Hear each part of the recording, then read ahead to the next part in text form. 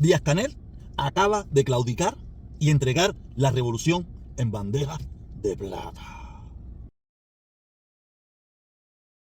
Como yo siempre digo, yo reacciono días después.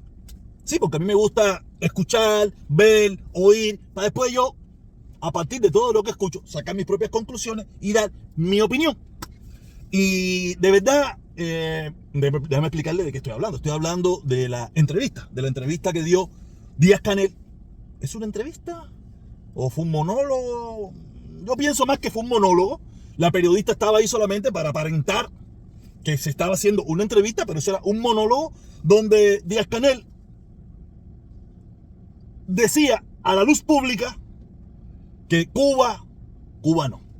Que el gobierno revolucionario del Partido Comunista está quebrado y que depende de la benevolencia de los Estados Unidos de Norteamérica. Quiero explicarle que Estados Unidos de Norteamérica no son su aliado. Según ellos, llevan 64 años fajados. Quiere decir que esta bronca que ellos han tenido por 64 años y que el pueblo cubano ha sido el que la ha sufrido, ha sido por gusto. Porque no existe la verdadera independencia, no existe la autodeterminación, no existe nada. Solamente existe la decisión de Estados Unidos. Y según lo que decida Estados Unidos, a Cuba le va bien o le va mal. Antes del 59, cuando Estados Unidos era aliado de Cuba, teníamos una dictadura, pero ante la dictadura también había gobierno. A Cuba le fue bien. ¿Habían problemas? Claro que sí. ¿Son los mismos problemas que hay ahora? Claro que no. En Cuba había una comunidad pujante, había una comunidad de clase media, y habían pobres y habían requete pobres. Después del 59, cuando se quisieron ser los enemigos de Estados Unidos, se eliminó la clase pujante, se eliminó la clase media, se eliminaron los ricos, se eliminaron los pobres y se creó la clase miserable. Una clase miserable que hemos sido todos los cubanos de una forma u otra, aunque hay un pequeñito sector que puede decir que están bien, pero un pequeñito. La gran mayoría es miserable. Les recuerdo, acuérdense, ellos hicieron igualdad en la miseria para todos. Recuerden que todos teníamos que comprar de la libreta, de la bodega, del mercadito, lo mismo, tú sabes, era la miseria. Y como hoy en día es 19,000 veces más miserable, quiere decir que el pueblo cubano mayoritariamente es miserable. ¿Por qué?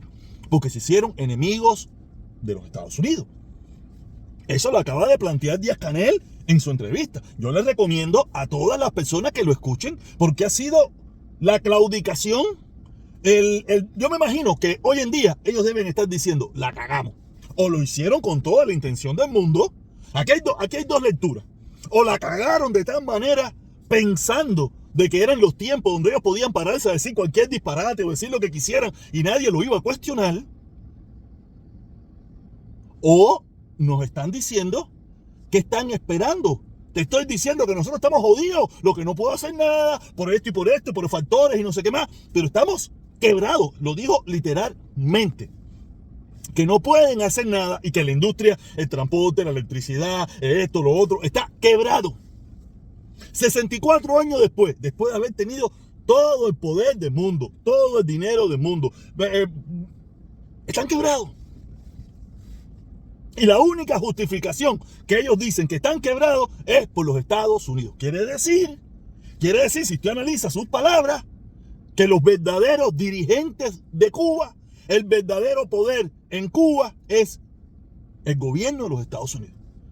Que cuando el gobierno de Estados Unidos le da su reverendísima gana, a Cuba le puede ir bien o a Cuba le puede ir mal. Quiere decir que hemos estado 64 años bajo un régimen dictatorial asesino que lo único que ha impedido es que el gobierno de Estados Unidos sea nuestro aliado para crecer como sociedad, y nos han hecho miserables.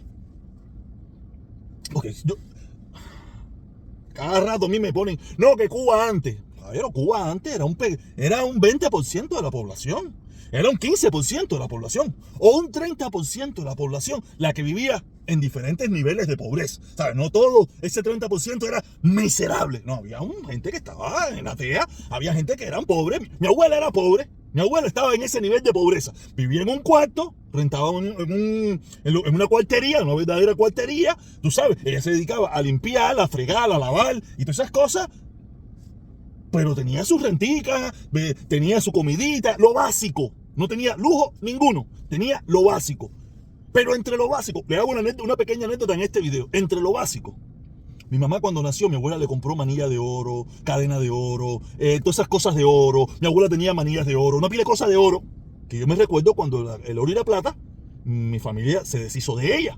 Quiere decir que mi abuela, siendo pobre, una mujer que se dedicaba a limpiar, fregar, planchar, se podía dar el lujo de tener prendas de oros, que cuando vino el oro y la plata, se deshicieron de ella para comprar televisor, para comprar ropa, para comprar zapatos, para comprar un montón de cosas en mi familia. Y mi abuela era pobre. Mire, ve usted hoy como pobre, si se puede dar el lujo de tener prendas de oros. Y no era mi mamá, mi tío, mi abuela. Quiere decir que la pobreza esa que había antes, que tanto te hablan, que era muy mala. Al lado de la pobreza de hoy, esa gente son ricos. Porque te explico, mi abuela me decía que picadillo de res es la comida de pobre. Dígame hoy en día si el picadillo de res en Cuba es comida de pobre. Mi mamá me decía que le daba vergüenza que mi abuela le daba 15 kilos para que fuera a comprar picadillo, porque comprar picadillo era lo más denigrante que tú podías ver. Como, ¿sabes? Nadie le gusta ser pobre. La gente, y más el cubano que le gustaba presumir. ¿Tú sabes? Iban de escondida, mandaban a la niña, que era mi mamá, para que comprara 15, 20 kilos o 10 kilos, una peseta, no sé, de picadillo de res, para comer con arroz y boniato. Y esa era la pobreza que había en mi casa. Yo no puedo hablar por la otra pobreza, que estoy seguro que era en candela también. Pero era un pequeño por ciento de la población. Era un pequeño por ciento, un 5, un 2%, un 3%, un 10% en todo el país. Hoy en día, ¿cuántos son? Hoy en día, ¿cuánto es el porciento de la pobreza en Cuba? Estamos hablando del 60, del 70, 80% de la población. Porque es una pobreza generalizada e igual para todos.